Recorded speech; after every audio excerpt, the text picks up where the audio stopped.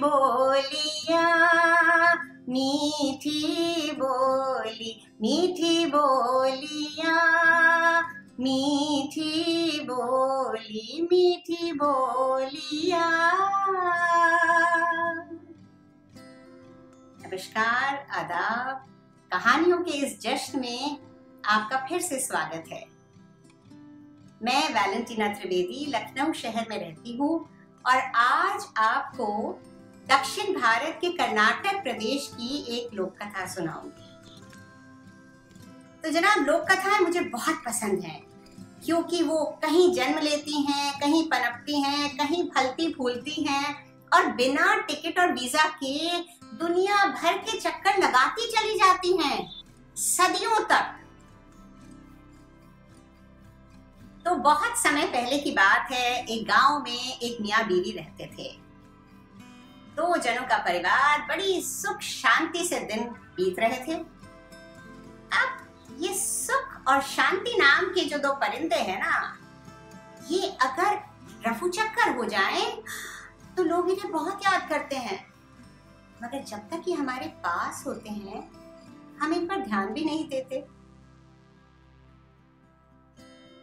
तो इन दोनों का जीवन सुख शांति से बीत रहा था। गृहस्थी की गाड़ी दोनों मिलकर चला रहे थे। आदमी दिन भर अपने खेत में काम करता था, औरत बाकी सब घर पे काम संभालती थी और दोनों खुश थे। अब इस औरत को एक कहानी आती थी और एक गीत आता था, मगर ना तो उसने वो कहानी कभी किसी को सुनाई और ना ही वो गीत सुनाया। एक दिन की बात है कि जब वो आदमी खेत पर काम करने गया हुआ था और ये औरत दिन का काम निपटाते निपटाते कुछ थक सी गई और सुस्ताने बैठी तो उसकी आंख लग गई और मौका पाके उसका खुला हुआ मुंह देख के वो कहानी और गीत दोनों बाहर आ गए और दोनों ने मोड़ के औरत को देखा। गीत ने कहा, इसने हमें बहुत सताया इतने सालों कैद करके। कहानी ने कहा, हाँ, इसे मजा चखा कर रही थी। बस साहब, फिर क्या था, वो कहानी एक जोड़ा मर्दाना चप्पल बन के घर के पार बाहर जाकर बैठ गई और गीत एक कोट बन के खूंटी पर टंग गया। थोड़ी देर में वो औरत उठी और दोबारा अपने कामों में लग गई। उसे इस बात का बिल्कुल पता न चला।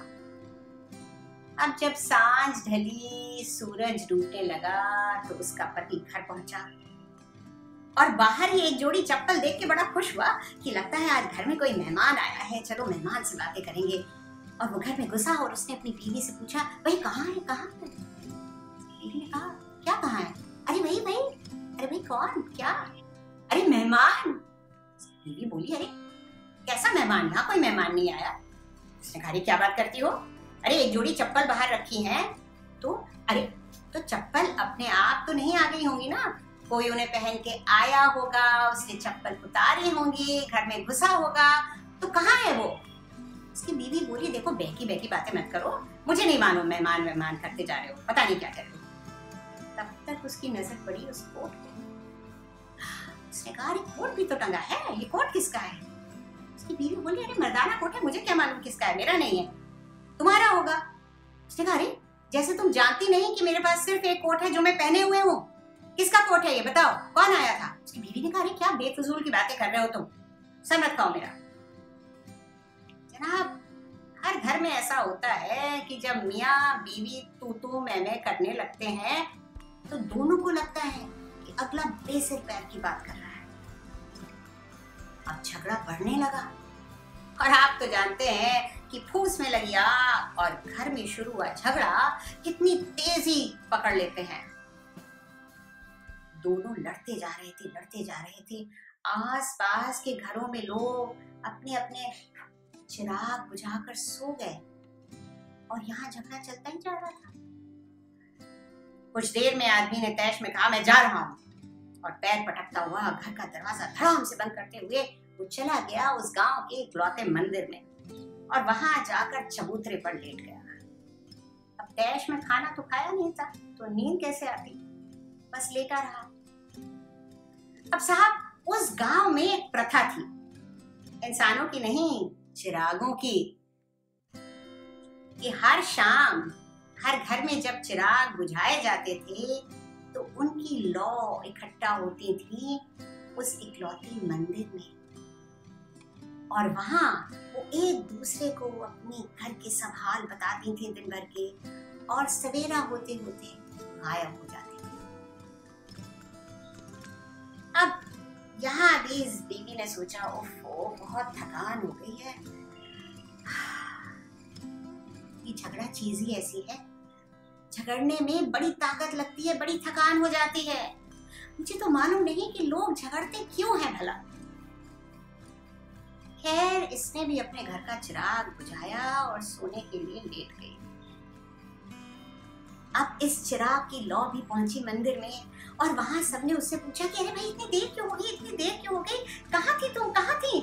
उसने कहा अरे मत पूछो, आज तो हमारे घर में झगड़ा हुआ था। सबने कहा अरे अच्छा झगड़ा, कौन आया था, कौन कौन आया था झगड़ने? उसने कहा अरे कोई नहीं, सिर्फ मियाँ बीवी ही झगड़ रहे थे। सबने कहा अरे अच्छा, क्या मसला था? अब साहब दूसरे के घर में होते झगड़े के बारे में सुनने में तो सबको मजा आता है। तो इस लौ ने पूरी कहानी बताई और बाकी लौ को बहुत मजा आया सुनने में, और सब खूब हंसी असलियत सुन के। मगर ये कहानी कोई और भी सुन रहा था। चबूतरे पे लेटा वो आदमी, वो चुपचाप उठा और अपने घर वापस आया, और फिर अपनी बीवी को हिला के पूछा, सुनो एक बात बताओ, तुम्हें कोई कहानी आती है? उसने कहा क्या? नहीं झगड़ा नहीं कर रहा हूं, मैं पूछ रहा हूँ सिर्फ, कहानी आती है कोई? बोली हाँ आती है, मेरी दादी सुनाया करती थी। जब मैं छोटी थी, तारों भरे आसमान के नीचे जब चारपाइयां लग जाती थी और उन पे सफेद चादरें बिछ जाती थी, तो मैं दादी के पास दुबक के लेट जाती थी और दादी मुझे ये कहानी सुनाती थी। मुझे बहुत अच्छी लगती थी ये कहानी, मैं रोज यही कहानी सुनना चाहती थी। उसके पति ने कहा सुनाओगी मुझे? हाँ क्यों नहीं। तो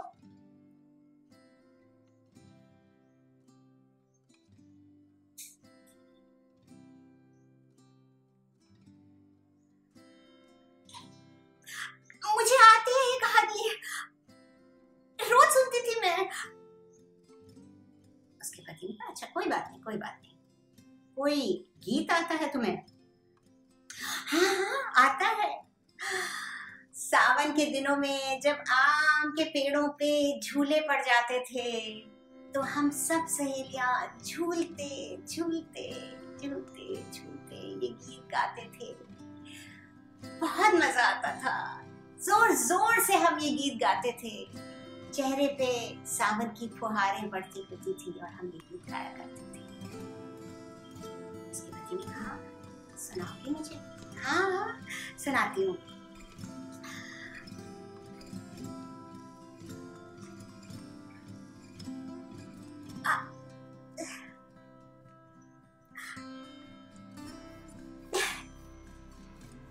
ये मेरा गीत है, मैं जानती हूँ, मुझे आता है ये गीत। उसके पति ने कहा कोई बात नहीं, परेशान मत हो, सो जाओ। और वो भी सो गया। अब जनाब ये कहानी तो यहाँ खत्म हो जाती है, मगर हर कहानी जहाँ खत्म होती है उससे कई और कहानियां शुरू होती हैं। तो चप्पल और कोट ने फिर क्या किया, वो औरत फिर कोई कहानी सुना पाई, कोई गीत गा पाई। दोनों का क्या हुआ, ये सब वो कहानियां हैं जो कभी और सुनाऊंगी। मगर आज के लिए बस इतना जरूर याद रखिए कि अगर आपको कोई कहानी आती है या कोई गीत आता है तो उसे अपने अंदर कैद करके मत रखिए। कहानी सुनाइए, गीत गाइए, गुनगुनाइए, कहानी गाइए, गीत सुनाइए, मगर अपने अंदर कैद करके मत रखिए, नहीं तो कहीं आप भी